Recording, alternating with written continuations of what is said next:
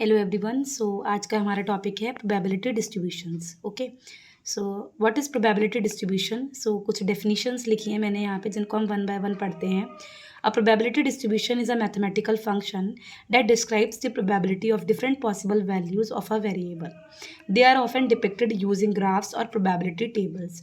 Okay, so यहाँ पर ये बोल रहे हैं कि प्रोबेबिलिटी डिस्ट्रीब्यूशन क्या है, एक मैथमेटिकल फंक्शन है जिनको हम डिस्क्राइब करते हैं कैसे, by the probability of different possible values of a variable. हम एक वेरिएबल लेते हैं जिसके हम डिफरेंट पॉसिबल वैल्यूज लेते हैं और उसकी हम प्रोबेबिलिटी निकालते हैं, और उस पूरे को डिस्क्राइब करने के लिए हम एक प्रोबेबिलिटी डिस्ट्रीब्यूशन को डिफाइन करते हैं। ओके, और उसको हम डिपिक्ट करते हैं using graphs of probability tables.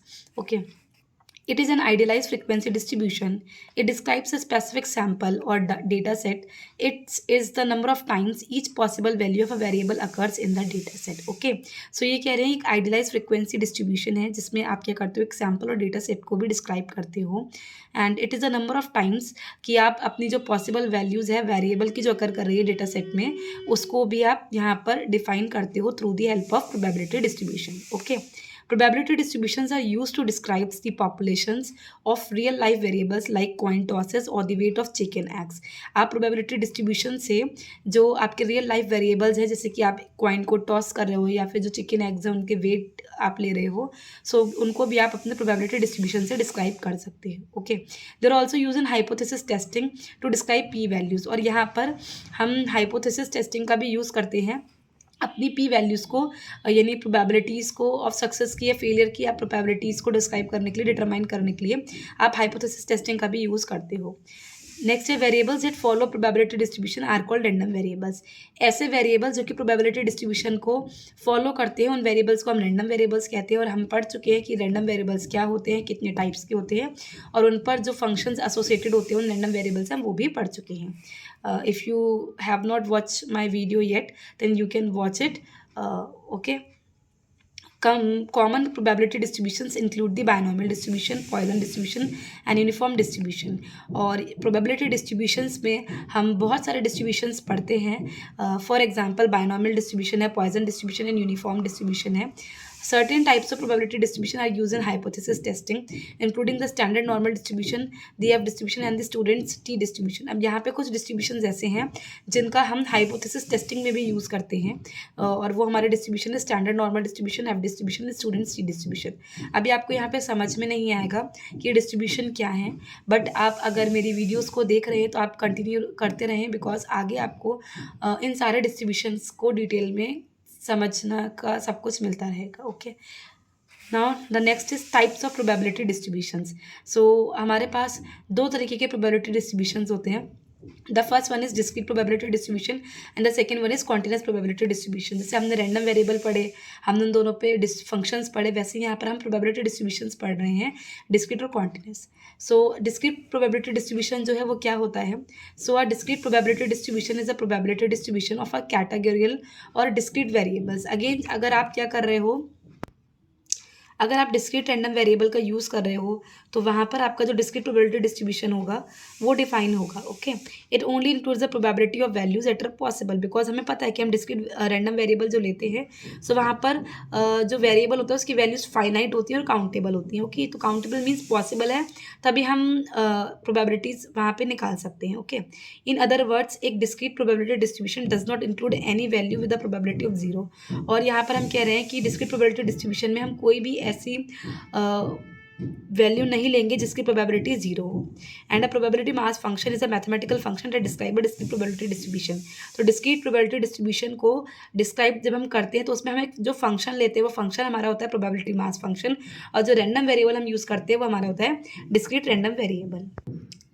Now the next is a continuous probability distribution. Okay, a continuous probability distribution is the probability distribution of a continuous variable. अब यहाँ पर जो हम डिस्ट्रीब्यूशन लेते हैं, उस डिस्ट्रीब्यूशन में जो रैंडम वेरिएबल हम यूज़ करते हैं वो है कॉन्टिन्यूस वेरिएबल। ओके, अब continuous variable can have any value between its lowest and highest values. आपको पता है यहाँ पर कि जो रैंडम वेरिएबल हमने लिया है उसकी जो वैल्यूज़ हैं वो कैसी होंगी, कॉन्टिन्यूस होंगे। मीन्स एक रेंज के बीच में डिफाइन होती है, मीन्स उसकी एक लोएस्ट और हाईएस्ट वैल्यू होगी जिसके बीच में आप कोई भी वैल्यू अपने रैंडम वेरिएबल की ले सकते हो। Okay, therefore continuous probability probability distribution include every number in the variables range, means आपके वेरिएबल की जो रेंज गिवन है उस रेंज के अंदर कोई भी वैल्यू जो है वो आपका रैंडम वेरिएबल ले सकता है, because it is a continuous random variable. And जो फंक्शन हम डिफाइन करते हैं under the continuous probability distribution वो हमारा होता है a probability density function. Why? Because हमें पता है कि कॉन्टिन्यूस रैंडम वेरिएबल के साथ हम जो फंक्शन एसोसिएट करते हैं वो हमारा होता है probability density function. So it is a mathematical function that describe a continuous probability distribution. It provides the probability density of each value of a variable which can be greater than 1। और ये आपको describe करेगा, आपको देगा each value of the variable, her variable की जो कोई भी वैल्यू जो कि ग्रेटर देन 1 भी है उसकी भी प्रोबेबिलिटी डेंसिटी आपको ये निकाल के देगा। ओके, दैट्स वाई यहाँ पर हमने कॉन्टिन्यूस प्रोबेबिलिटी डिस्ट्रीब्यूशन में क्या यूज़ किया है, कॉन्टिन्यूस रैंडम वेरिएबल का यूज़ किया है। ओके, नाउ जो प्रोबेबिलिटी डिस्ट्रीब्यूशन हमने एक आप टेबल वाले इससे आप बहुत अच्छे से समझ सकते हो कि जो प्रोबेबिलिटी डिस्ट्रीब्यूशन है वो 2 टाइप्स के होते हैं, the discrete probability distribution and the continuous probability distribution. जो डिस्क्रीट प्रोबेबिलिटी डिस्ट्रीब्यूशन होता है उसमें जो फंक्शन यूज़ करते हैं वो हम करते हैं प्रोबेबिलिटी मास फंक्शन, और जो रैंडम वेरिएबल यूज़ करते हैं वो हम यूज़ करते हैं discrete random variable. Okay, and continuous probability distribution में हम जो फंक्शन यूज़ करते हैं वो हमारा प्रोबेबिलिटी डेंसिटी फंक्शन, और जो हम वेरिएबल यूज़ करते हैं वो हमारा होता है continuous random variable. Okay, now यहाँ पर ये डिस्ट्रीब्यूशंस है जो अब हम आगे पढ़ेंगे प्रोबेबिलिटी डिस्ट्रीब्यूशंस के अंदर। ओके, सो इन डिस्क्रीट प्रोबेबिलिटी डिस्ट्रीब्यूशंस आप ये सारे डिस्ट्रीब्यूशंस पढ़ोगे। पहला है हमारा बर्नौली डिस्ट्रीब्यूशन जिसको आपने आई थिंक 12th क्लास में भी पढ़ा होगा।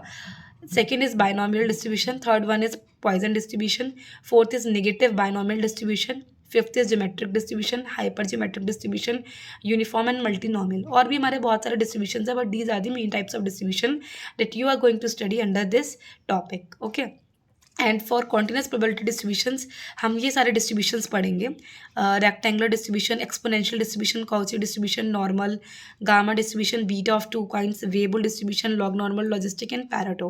ओके, इनमें से आपको लग रहा होगा कि बहुत सारा है पढ़ने के लिए, बट जो स्टार्टिंग के हमारे हैं वो बहुत मेन है जिनको आप बहुत डिटेल में पढ़ोगे, बट जो नीचे वाले हैं वो भी इंपॉर्टेंट है, बट इतना डिटेल में आपको उसको पढ़ने की ज़रूरत नहीं है। ओके, सो ये आपका था पूरा प्रोबेबिलिटी डिस्ट्रीब्यूशन, और आगे मैं अपनी आने वाली वीडियोस में इन सारे डिस्ट्रीब्यूशंस को अच्छे से डिफाइन करूँगी।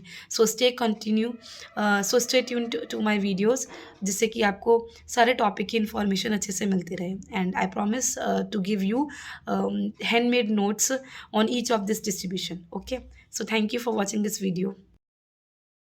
ये कुछ प्रॉपर्टीज़ हैं डिस्ट्रीब्यूशन फंक्शन की which are helpful to you for your examinations, and so इसको आप पढ़ सकते हैं।